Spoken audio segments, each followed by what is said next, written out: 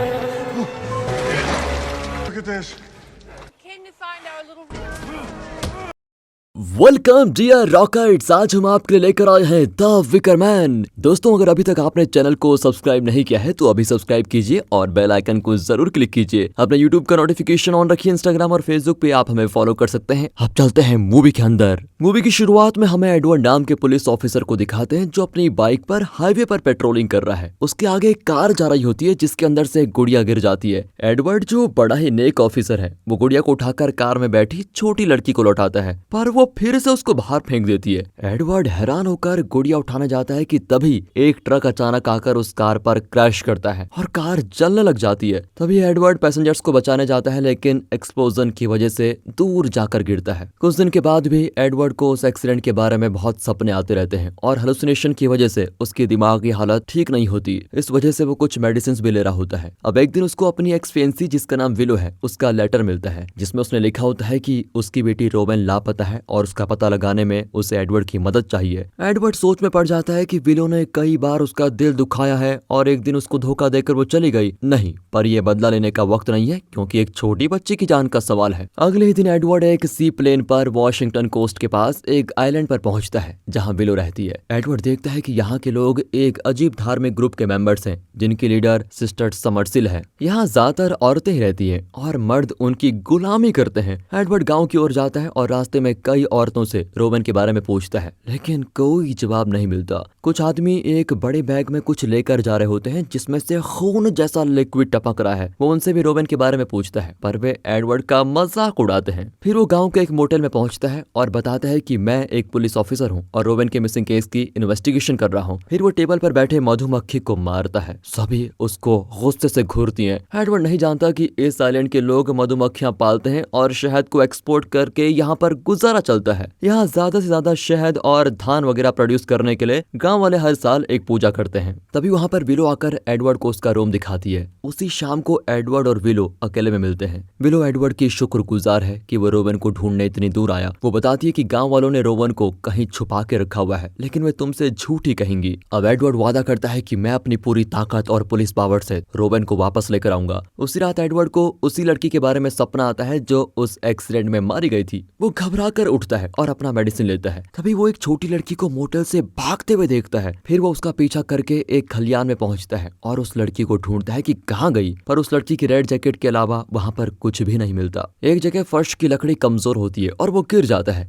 किसी तरह बचकर वो अगले दिन गांव के स्कूल में जाकर स्टूडेंट से रोवेन के बारे में पूछता है। हालांकि वहां सिस्टर रोज नाम की टीचर पढ़ा रही होती है। स्टूडेंट्स एकदम चुप्पी साधे हुए बैठी रहती हैं। एडवर्ड जान चुका है कि वे कुछ छुपा रही हैं, इसलिए वो रोज की परमिशन के बगैर क्लास का रजिस्टर चेक करता है। उसमें रोवेन का नाम काट दिया गया है। रोज एडवर्ड को बाहर ले जाकर बताती है कि रोवेन मर चुकी है, लेकिन वो मरी कैसे? इस पर रोज जवाब देती है कि रोवेन जलकर मर जाएगी। मर जाएगी? इसका क्या मतलब? क्या वो अभी जिंदा है? अब रोज जरा डगमगाकर कहती है कि नहीं, वो जलकर मर चुकी है। इतना ही नहीं, चर्च के पीछे सिमेट्री में उसको दफना दिया गया है। अगले सीन में विलो एडवर्ड को बताती है कि रोवेन जिंदा है, लेकिन सिस्टर समरसिल और उसके ग्रुप के लोगों ने उसको कहीं छुपा के रखा हुआ है। न जाने वे उसके साथ क्या करने वाले हैं। वो एक और शॉकिंग बात रिवील करती है कि रोवेन एडवर्ड की बेटी है।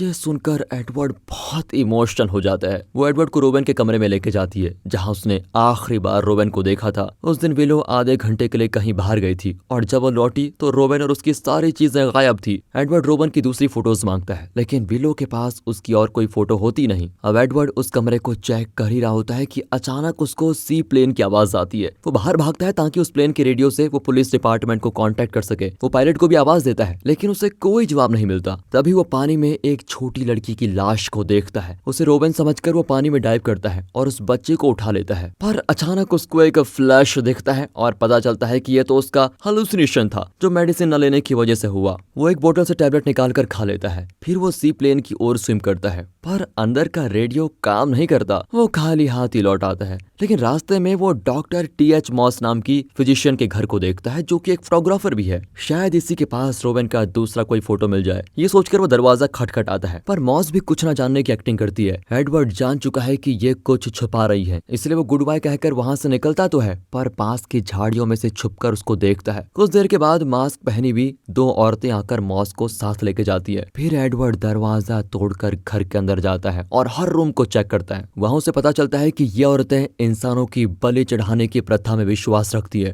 कई ग्लास बोतल्स में ह्यूमन एम्ब्रॉयज भी रखे होते हैं। एडवर्ड तो ये देखकर चौंक जाता है और विलो से इस बारे में पूछने जाता है, पर उसे भी कर्मकांड के बारे में ज्यादा नॉलेज नहीं होती। अब एडवर्ड आइलैंड की सबसे बुजुर्ग औरत सिस्टर समरसेल से मिलने जाता है। उसे लगता है कि सिस्टर को सब कुछ पता होगा। रास्ते में कुछ आदमी लड़कियों को गाड़ी में लोड कर रहे होते हैं। एडवर्ड उनकी मदद करता है और इसी बहाने उनसे बात करने की कोशिश करता है, लेकिन वे एक शब्द भी नहीं कहते। ऐसा लगता है कि उन्हें बोलने से मना किया गया है। इतना ही नहीं, मास्क पहनी हुई दो औरतें ऊपर खड़ी नजर रखी हुई हैं। लेकिन एडवर्ड हार नहीं मानता और अपनी तलाशी जारी रखता है। वो अपने ख्यालों में इतना खो जाता है कि गलती से मधुमक्खी के छत्ते से टकरा जाता है और परेशान मधुमक्खियां उसको घेर लेती हैं। वो उनसे बचने की बहुत कोशिश करता है, पर गलती से एक जगह फिसलकर गिर पड़ता है। कुछ देर के बाद वो आंखें खोलता है तो खुद को सिस्टर समरसेल के घर पर पाता है। सिस्टर समरसेल उसे अपने गार्डन में लेके जाती है तो एडवर्ड पूछता है कि इस गांव में आखिर चल क्या रहा है। वो एक्सप्लेन करती है कि हमारे अलग धार्मिक विश्वासों की वजह से मेरे पूर्वजों को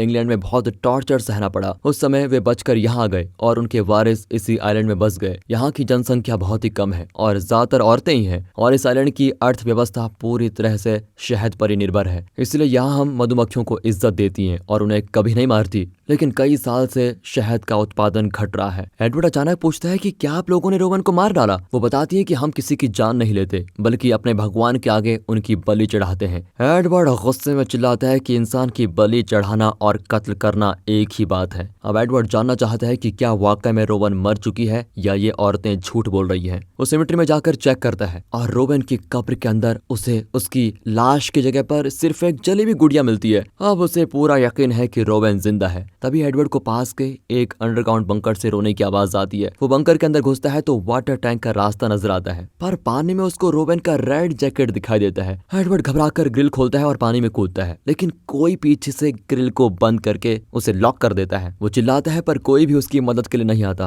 रात भर वो ग्रिल को पकड़कर लटक रहा होता है। खुशकिस्मती से अगली सुबह विलो वहां जाती है और उसको छुड़ा लेती है। वो विलो को रोवन की जली हुई गुड़िया और रेड जैकेट दिखाता है और कहता है कि शायद रोवन को यहीं बंद करके रखा गया था। तब एडवर्ड को पता चलता है कि आज मे डे है और आज के दिन फर्टिलिटी का त्योहार मनाया जाता है। अब वो घबराता है कि शायद आज सिस्टर समरसेल रोवन की बलि चढ़ाने वाली है। वो विलो को घर पर सुरक्षित रहने को कहता है और खुद घर जा जाकर तलाशता है कि रोवन कहाँ है। वो गांव के कॉफी शॉप में जाकर कुछ आदमियों से भी मदद मांगता है, लेकिन वे उसको बिल्कुल इग्नोर कर देते हैं। अब और कोई रास्ता न पाकर वो सिस्टर बीच से मिलता है, जो उस मोटेल पर काम करती है जहाँ एडवर्ड ठहरा हुआ है। वो बियर कॉस्ट्यूम लेकर फेस्टिवल के लिए निकल रही होती है, पर एडवर्ड उसको मारकर उसका कॉस्ट्यूम चुरा लेता है और उसे पहनकर सिस्टर समरसेल के ग्रुप के साथ मिक्स होता है। फिर वो एक जगह पहुंचते हैं और वो देखता है कि इन लोगों ने रोवन को एक बड़े पेड़ से बांध कर रखा हुआ है और उसकी बलि चढ़ाने वाली है। फिर वो रोवन को बचाकर जंगल में लेके जाता है, पर वो भटक जाता है कि कहाँ जाऊं। रोवन उसको रास्ता दिखाती है, लेकिन ये क्या, वो तो फिर से उसे सिस्टर समरसेल के पास लेके आ गई और सिस्टर समरसेल के पास खड़ी है विलो, जो बहुत ही खुश दिखाई दे रही है। रोवन जाकर उसके गले लग जाती है। एडवर्ड को शौक पे शौक लगता है। ऊपर से सिस्टर समरसेल रोवन को थैंक यू कहती है कि बेटी तुमने हमारी बड़ी मदद की। अब एडवर्ड रियलाइज करता है कि रोवन को ढूंढना तो सिर्फ एक ट्रैप था एडवर्ड को इस आइलैंड में लाने का। विलो को इस आइलैंड पर सिस्टर विलो कहते हैं और ये सिस्टर समरसेल की बेटी है। कई साल पहले इन लोगों ने प्लान कर लिया था कि वे एडवर्ड की बलि चढ़ाएंगी, जिससे कि इस आइलैंड पर शहद का प्रोडक्शन बढ़ सके। एडवर्ड को एक बार फिर विलो ने धोखा दिया है। वो इस दुख को सह नहीं पाता। अब सभी उसको घेरने लगती है।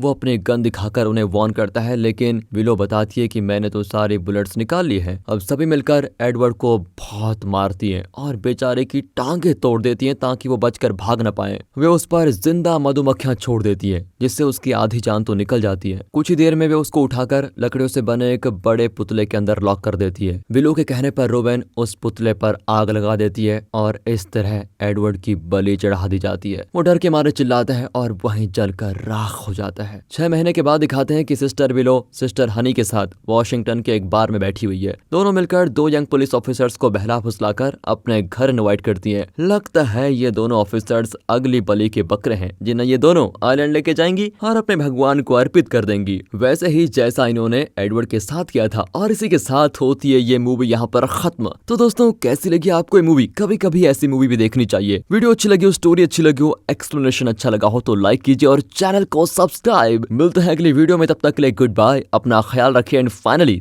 Thanks for watching.